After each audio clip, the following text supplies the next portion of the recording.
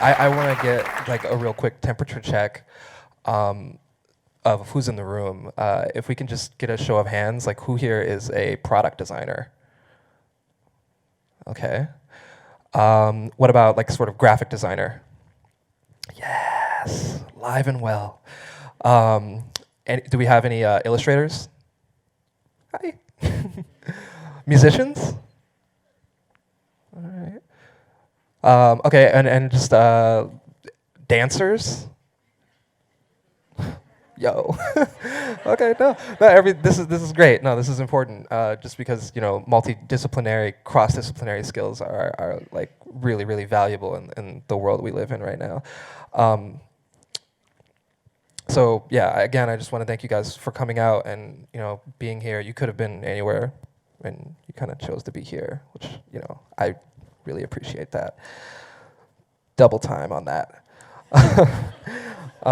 So just to give you some like real quick context about who I am, because I'm sure you're all really curious. I am John Lewis, Umi Workshop on Twitter, and Umi Graham on the gram. I love both of those platforms, so please hit me up. Let's connect. I'm super responsive there.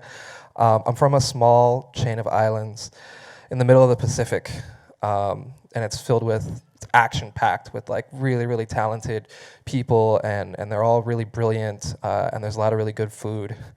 And anytime that I travel or I visit a small community of creative people, it always makes me feel like I'm home again, which is, I think, a really valuable thing in a world that is, it's getting smaller, but it feels really big. And I've kind of always felt that way since I was a little kid. And when I was a kid, I was consumed with pop culture. It was like I lived and breathed for it. I was drawing and painting on the walls before I could walk. And hey, this guy I was a big fan of. And video games. Like I'm a nerd, and I'm super proud of it. Film has always been like a really big influencer to me, and the arts as well, right? The fine arts particularly, really big deal. That guy Bob's cool. I like Bob.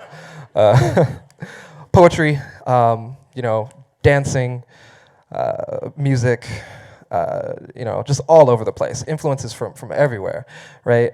I was a curious kid. And I got in a lot of trouble, like most kids do. Being obsessed with expression and culture and all those things sends you in all sorts of directions, right? So I wasn't just obsessed with pop culture from my own time. I was interested in how did my parents come up, right? And their parents, and what was life like during World War II, or what kind of world were people living in during the Great Depression, or during slavery and Civil War, and all the way back to like the Industrial Revolution and the Renaissance and the Dark Ages. And history and the humanities have always been a through line in creatives, and the space that we occupy in time is almost dictated by the creative work that we do while we're here. And that has been something that is difficult to grapple with, because there's a lot of responsibility that comes with that. And even like being a kid that is kind of like confused about all that stuff, you still want to make things, because deep down inside, like that's kind of what we're good at as a species. So in my adult life, I get to explore a lot of those really humane and fascinating spaces of the world in depth. I get to solve problems across those areas, and I am privileged to have people pay me to do it. I spend the majority of my time trying to figure out what keeps people up at night and unpacking the dark areas of those issues, and then trying to use some kind of creative application of technology to solve for those problems. And it involves a ton of design. Every pixel counts, but so does every line of code. So I hope that gives some context as to like who I am and the prism that I'm sort of like speaking to you through. And anybody here sort of relate to that journey, or am I like a complete alien? We're okay, great, we're on the same page. Because I do have like a much darker version of this presentation that I prepared that is like straight up Black Mirror, and and it's pretty early in the morning, like I know we don't want to go down that rabbit hole. So we're here to talk about honesty today, which really excites me because we don't really have that discussion very often with each other. And we're here to explore our relationship with the truth and what it means in the context of the craft that we practice, the work that we do, but most importantly, the impact that it has on the people that experience the work that we do.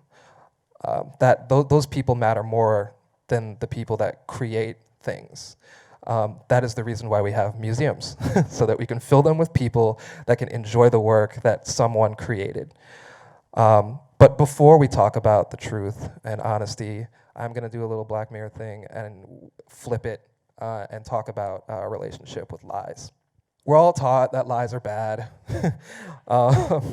and we encounter more lies from each other on a daily basis than we encounter truths, I would argue. And this is troubling, but it's easy to lie. From a liar's perspective, they typically know the truth, and there's a defense mechanic attached to protecting the truth, even if you're using a lie to do it. Lies are useful in a lot of ways, and sometimes they're used as a tool. They're often encouraged or rewarded, sort of like lying about the existence of Santa Claus to avoid disappointing a kid, or never revealing how a magic trick is performed, right? To maintain the value of an illusion. And this translates to the creative community in a zillion types of ways, right? Artists totally understand this concept. Filmmakers understand this concept.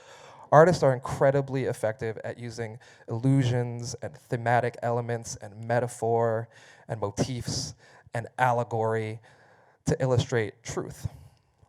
And I think that's really hard to do.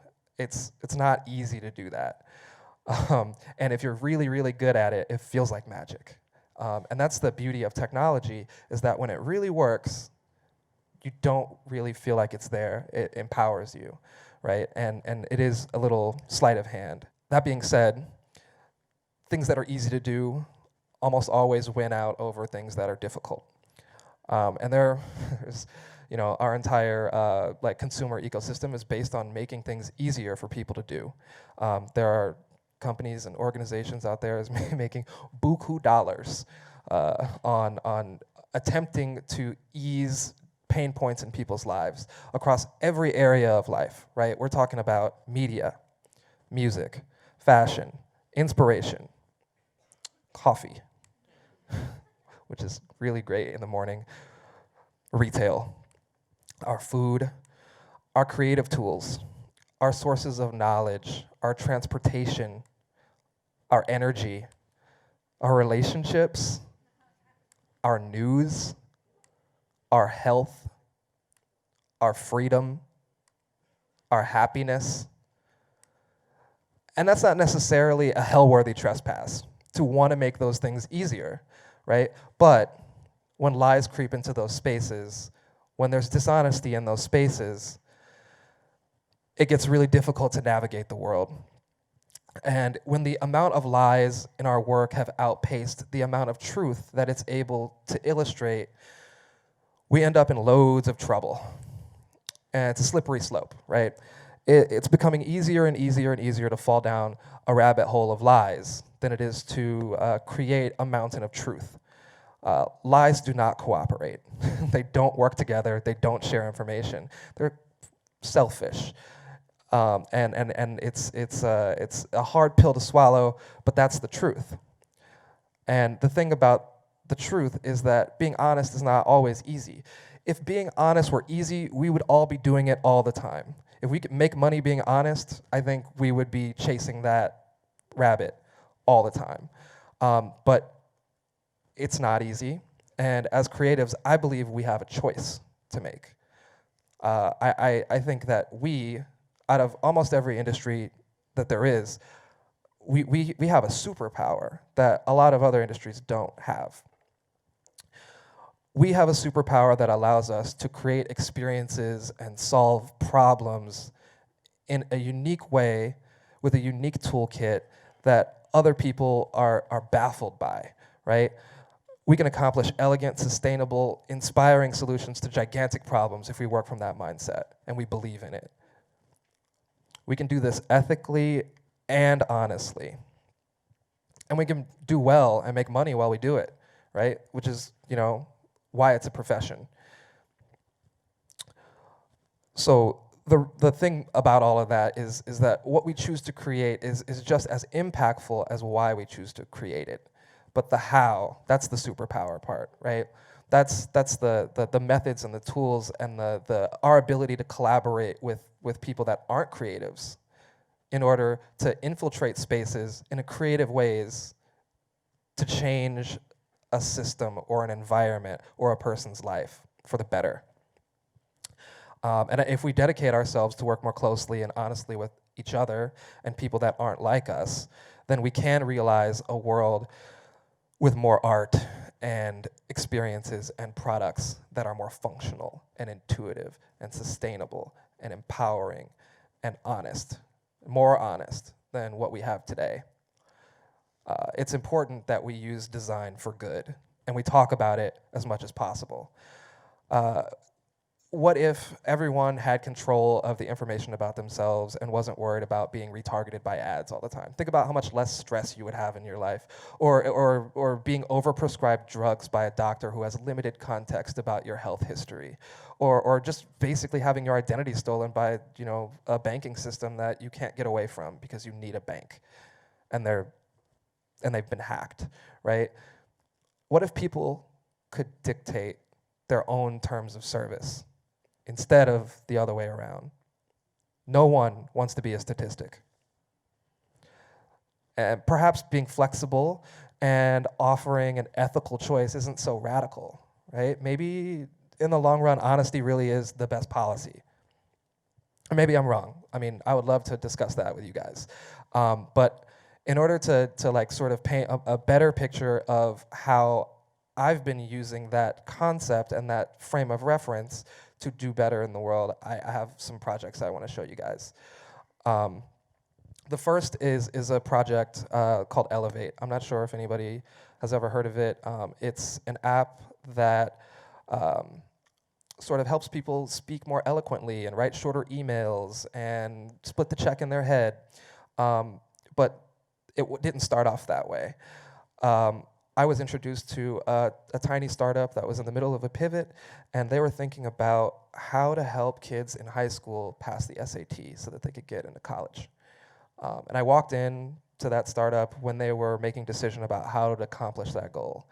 And I thought to myself, as a person that did not attend university, and I have loads of respect for higher education, but it is a business, and it's not always honest. And I sort of thought, why would we build a tool that helps kids get into a situation where we have to give them money that we don't have so that they can go to a place to learn how to do a job that won't exist when they graduate? Is that sustainable? Is that good for the world? And so we pivoted from that decision to lifelong learners. Everybody can learn at any stage of life, right? And that is a more sustainable business model, because you're not just talking about kids that are between 14 and 17, you're talking about everyone, right? And that was an obvious decision to make, but it started with being honest. And I'll show you guys what that project looks like right here.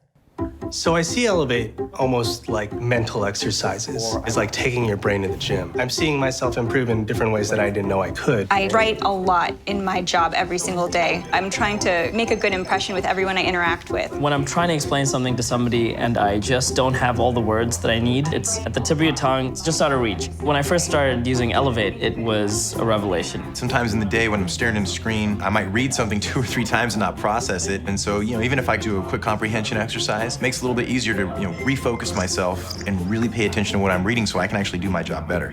It's really easy to get into the games. It's fun, it's simple. I feel like I'm taking like a mental multivitamin. It's helped my reading. It's also helped my speaking because I'm a little bit more considered about overusing words and just being as precise as possible when I speak. I can already see it improving my everyday life when I'm communicating with people, either in person or in writing. A couple days after starting to use it, I could already see myself being better at recalling those words. In the beginning, you're kind of going slow, and then as you warm up, it gets a little bit more difficult. It gets a little bit faster, a little bit harder. You can see it, the time shrinking. I like the pressure of running out of time, like right now.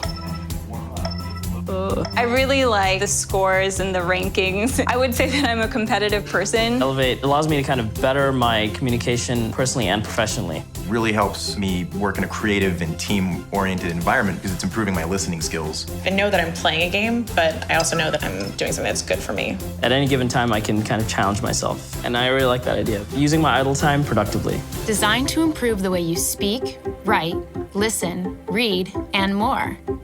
Elevate, your personal brain trainer. So this thing was super fun to make. No joke. I was working with animators, I was working with brilliant programmers and all sorts of stuff. It was a lot of work. It took 2 years to put together. And at the end of the day, we released what a lot of people just consider to be an education game, right? In a swarm of clickbait and Instagram and things like that. We never expected it to be incredibly successful. But for some reason, the clever people at Apple decided to give us a nod, and they awarded us the App of the Year award in 40 English-speaking countries that year. This was 2014.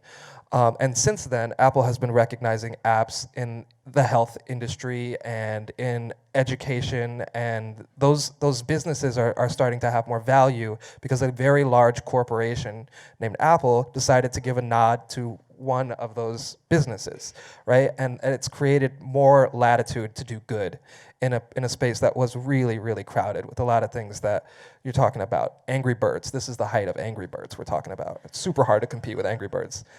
#1 app for like 3 years straight.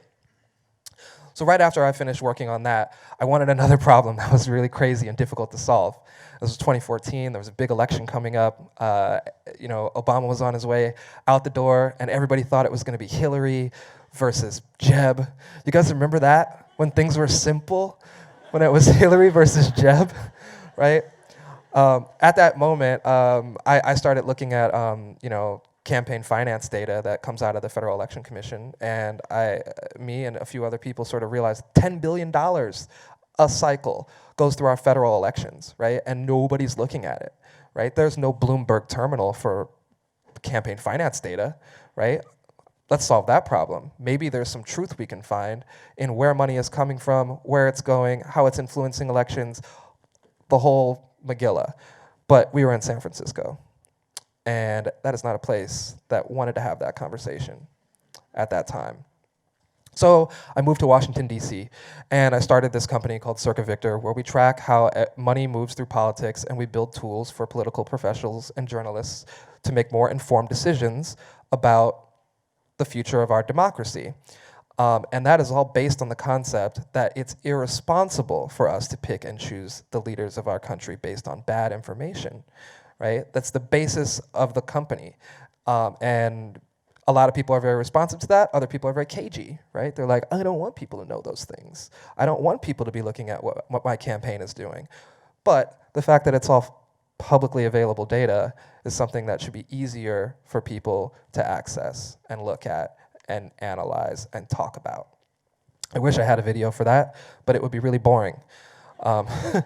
So I'll talk about the thing that a lot of people are super, super interested in, what I work on when I'm not in DC, looking at numbers and politics.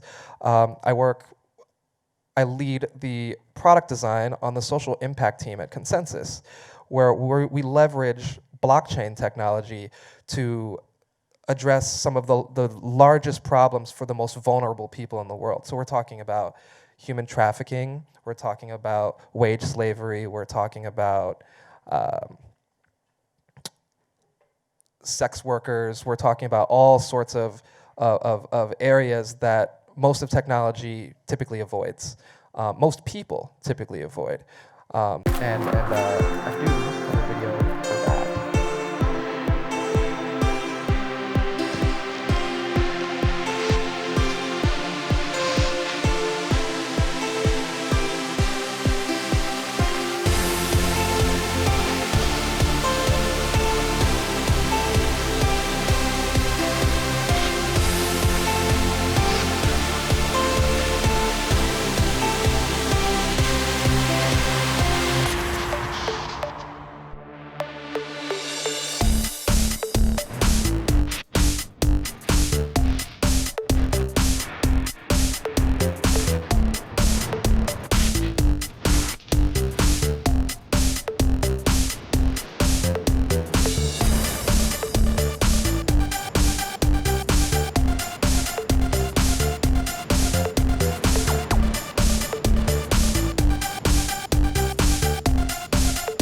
And we're hiring.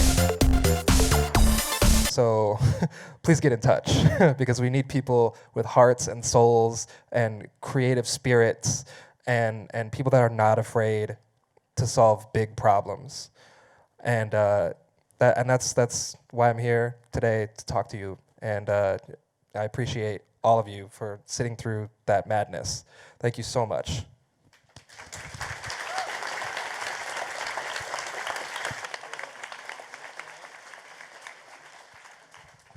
So we'll do a little Q&A. I'll stand over here for all the feng shui people to balance out the room. Thanks for that, John. A lot to unpack there. A lot of good wise nuggets. I'm really curious at a really 30,000 foot level, especially for people who may be hearing blockchain for the first time. Right. Like when you say we're going to be more honest and we're going to impact more lives, what's like the high level of why do that on the blockchain? Like what are the advantages or features versus like just building it on whatever is not the blockchain? Okay, I have a hybrid kind of answer to that question, and it's controversial to the people that are super pro blockchain for everything. Blockchain is not a sword in the stone kind of catch-all solution to the world's problems, but as a technology, it offers us the ability to trust each other without having to see each other, right, or interact with each other at a high level. I don't want to get down into the weeds of how the technology functions, but when we talk about sort of having your own terms of service on an internet that isn't governed by 3 or 4, of the mightiest companies on the planet, that world can exist if it's built on top of a blockchain, if that makes any sense. Yeah, no, that's good.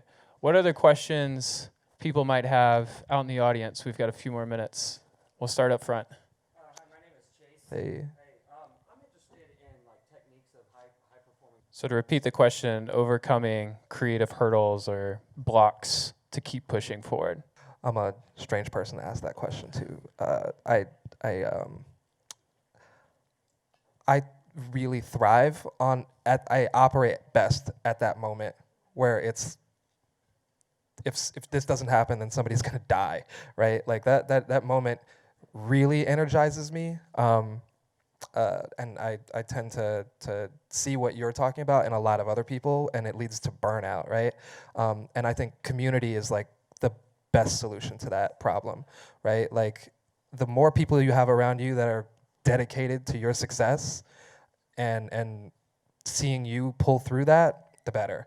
And I think that is true in almost all struggles in life. Cool. What else we got? We've already stood up and clapped. You should be all awake and yeah, right here in the middle. Say it loud.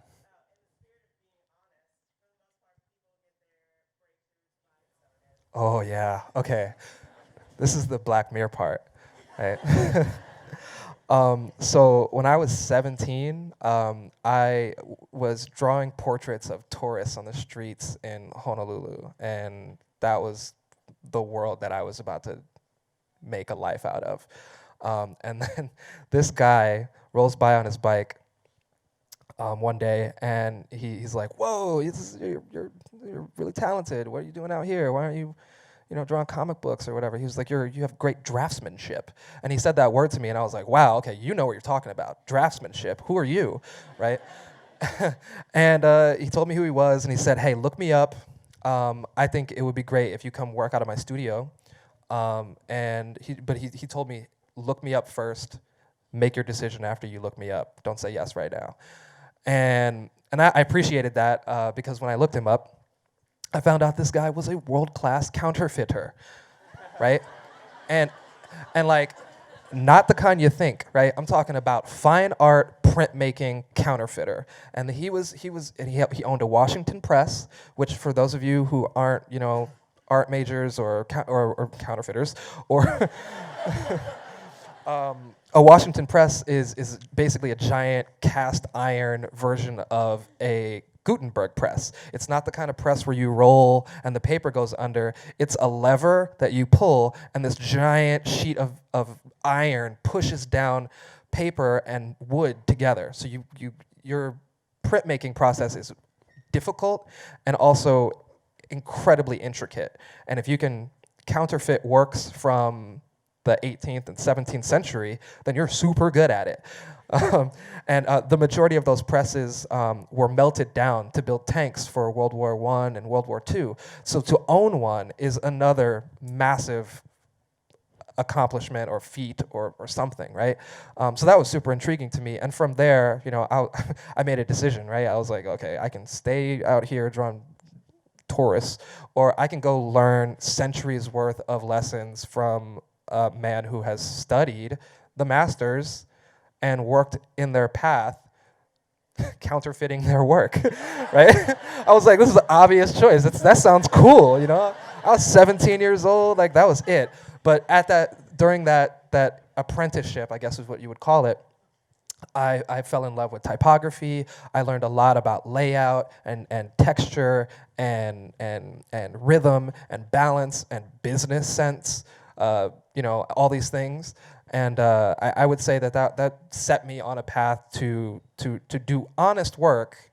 I wasn't counterfeiting, but I was learning craftsmanship, and that is something that is really, really difficult to attain if you don't have somebody showing you the sort of direction to go. That's awesome. So let's give a round of applause for John. Thank you.